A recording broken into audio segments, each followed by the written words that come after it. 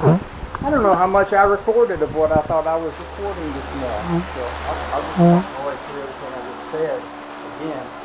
But I'll leave out here where the air is a little fresher.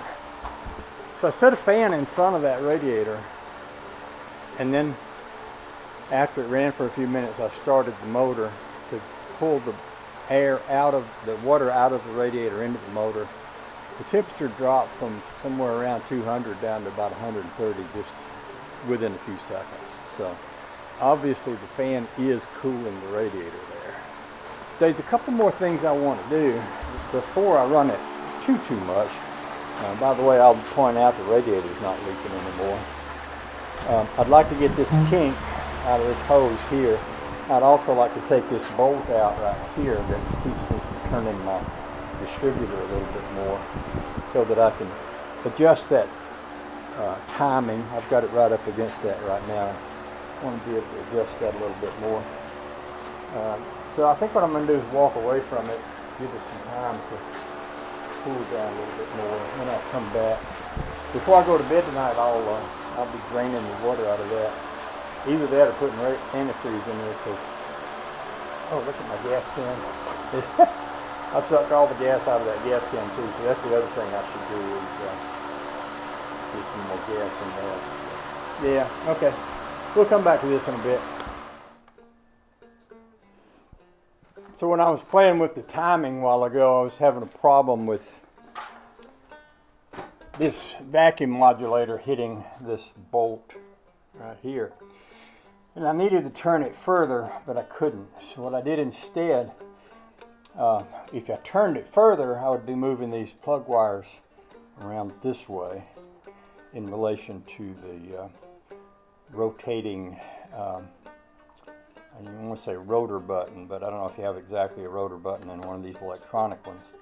But rather than turn this more, I moved every spark plug one notch.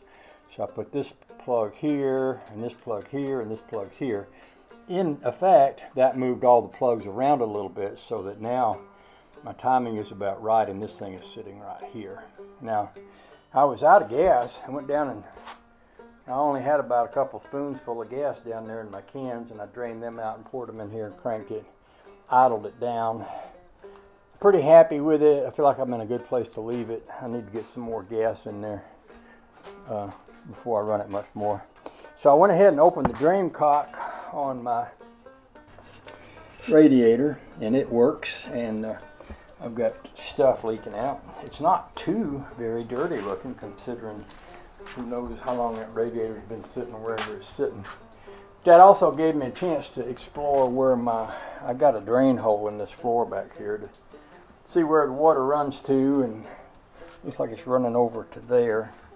Not making it out through the drain hole, but it's not puddling up so bad either. So I think I'll spin this over just enough to pump the water out of the block. Not that I think there'll be any in there, but just a little bit. Oh, now that tells me the timing is too advanced. So I need to come back a hair. Let's try that. Anytime you have something that I may be going the wrong way. Yeah, let's go the other way. But you can tell when your starter drags that your timing ain't right. Some people will time them just till they start right. See how fast it's turning now? It's because the timing is better right there.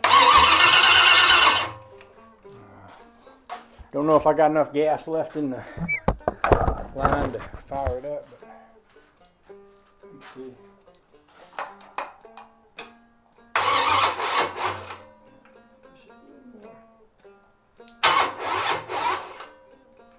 Battery may be getting dead. I don't have it on charge.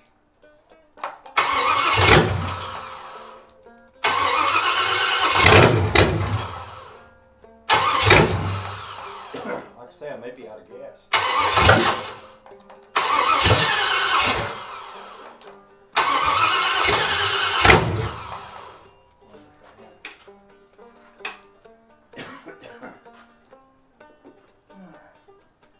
Yeah, you dry the bone. Okay, well, we'll leave it like that till in the morning. Even just cranking it that much, I'm sure it pushed some water out of the water pump and stuff. So.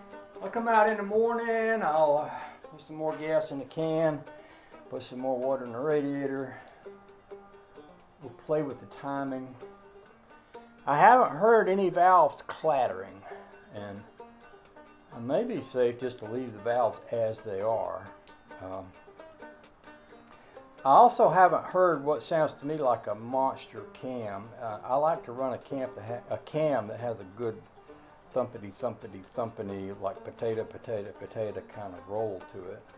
Todd put this cam in here. It may not be as lumpy as I would like.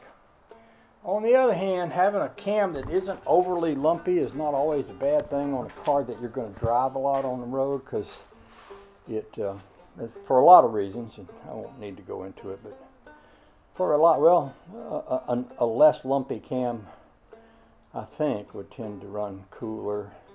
It's going to pour more.